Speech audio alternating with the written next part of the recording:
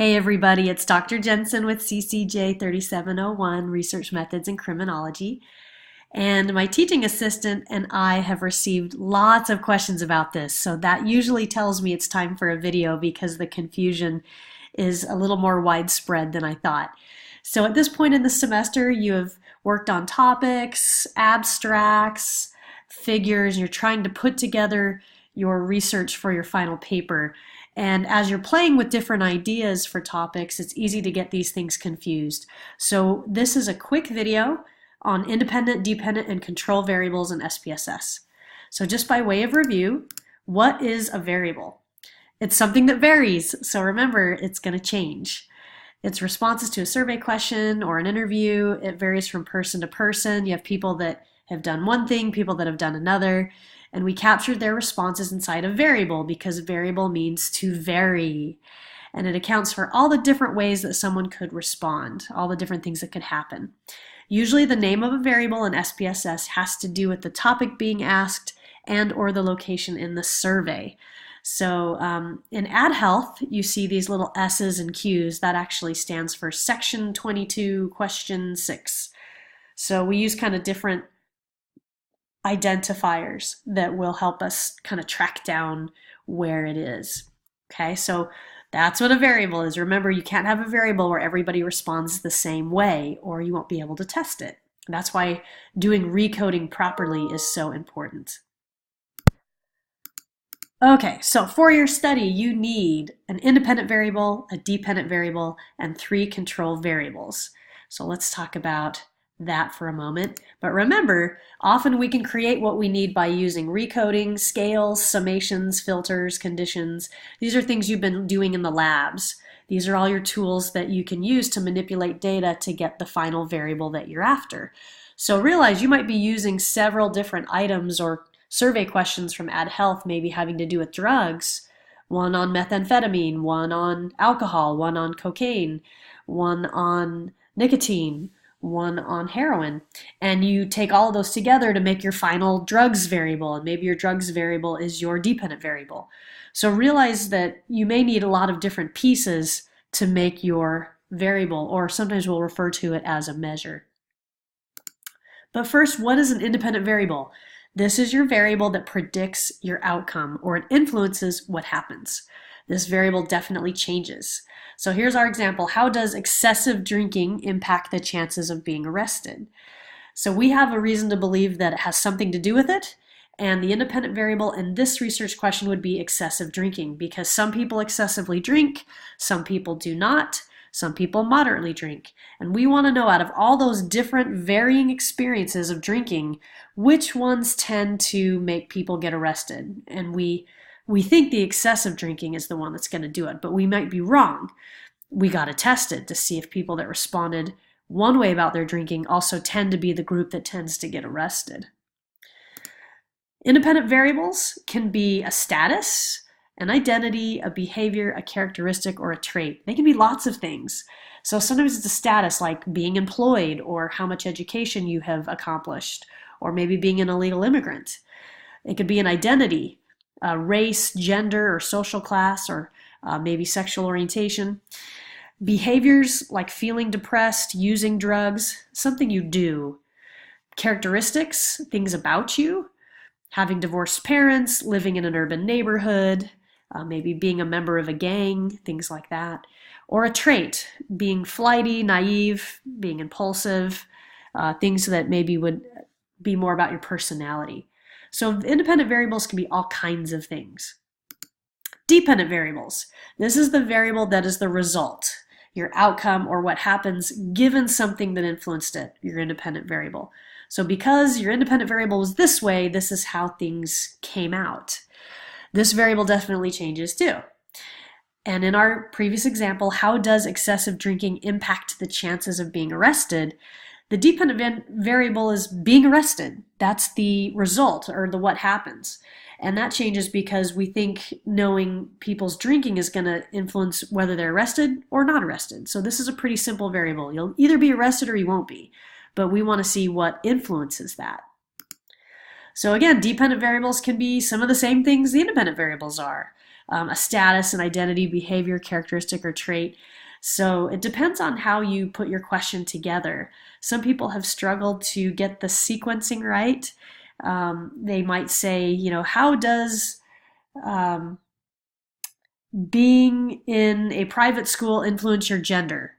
And I go, we don't really predict gender very much in social science. That's kind of more of um, an ascribed status. So it's not really something that we can predict. So sometimes people flip flop the variables around, or maybe the kind of outcome they're looking for is a little bit difficult to observe, or they might not have data on it. So sometimes we give feedback that says, the time order of that is a little off. We don't predict gender, but we can say, what does gender predict? So identities tend to be better independent variables than dependent ones. But you could actually see how something could influence someone's social class, whether it brings it up or brings it down. And that is certainly possible. But let's get after the one that most people are struggling with, and that is a control variable. So control variable is a variable that also predicts the outcome. So it really is just another independent variable. That's it. But it's not as important in the relationship. Most of your time and attention is spent on your independent variable because you think it matters the most. Control variables are just other things that also tend to matter that you think are going to influence the outcome. And so another way to think of a control variable is a preemptive strike or a defense against critiques or flaws of your study.